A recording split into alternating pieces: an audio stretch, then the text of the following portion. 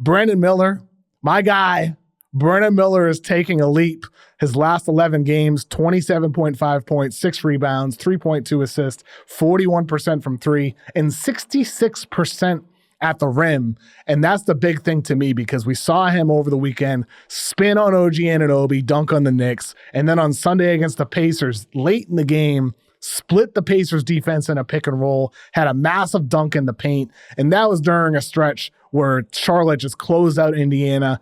Brandon Miller scored or assisted on the final 12 of 13 points for the Hornets. I thought he displayed patience, control, tough shot-making ability, and that skill level has improved getting to the basket as well. Brandon Miller, taking a leap.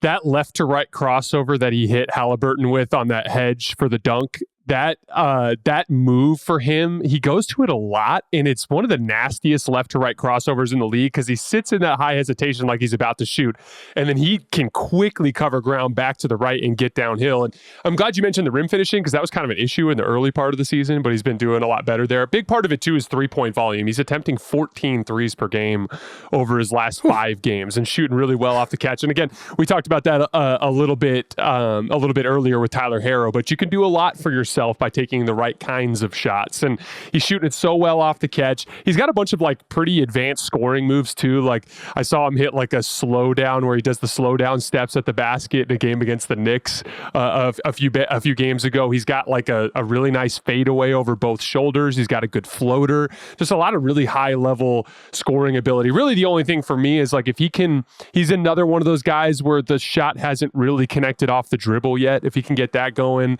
and if he can improve his rim finishing on non-dunks, I think that'll go a long way to getting him to the next level. But I was high on him out of the draft. I had him over Scoot. Did you have him over Scoot? I can't remember. I did have him over Scoot as well. Yes. Mm-hmm.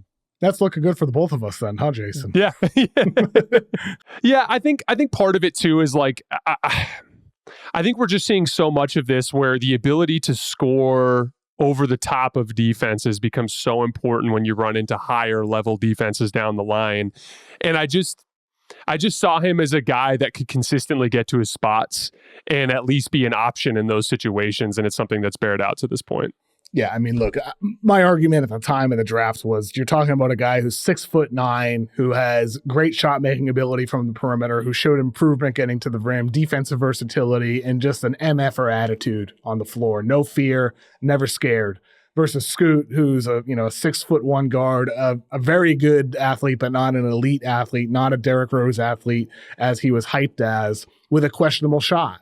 And so I just felt like Miller was the higher upside and the higher floor pick. Now, Scoot, he's shown flashes. Maybe he'll still pan out. But Brandon Miller, I think everything we've seen from him, he has the ability to play next to other stars. When LaMelo's out there, as you said, a knockdown guy off the catch, 14 threes per game, well over 40%, and can hit him from deep as well.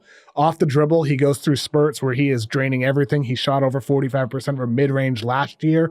Right now, he's around 28, 29% from 3 off the dribble, low 30% from mid-range off the dribble. I expect that number to go up. He had a big pull-up late in the game against the Pacers on Sunday. I think we're going to see more of that success as the season continues, like we did last year in Charlotte. I just think he's a 3-level scorer. And you mentioned that left to right crossover when he split that pick and roll. If his handle keeps tightening over the years to come, as it has going back to Bama his freshman year, the dude, there will be no answers for him because his ability to shoot over the top and his blossoming ability to get to the basket.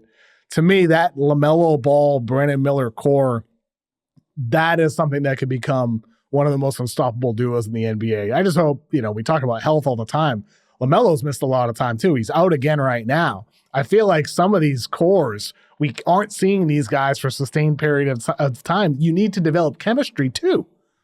No, absolutely. And like you even see how Brandon Miller's scoring has taken off since LaMelo went down. And it's like, I one of the things with Brandon is the last thing I'll say about it too. So many of these like lanky scoring wings don't have the quickest first step in the world. He's pretty quick off of that first move too. And because like the problem with those tall, skinny wings is you get a good physical defender on them. And unless they really break you off, they can get their hands on him and kind of corral him. He's got the quickness to get around a lot of guys, which I think is a difference between him and some of the other like bigger, lanky scoring wings that we've seen come through the league.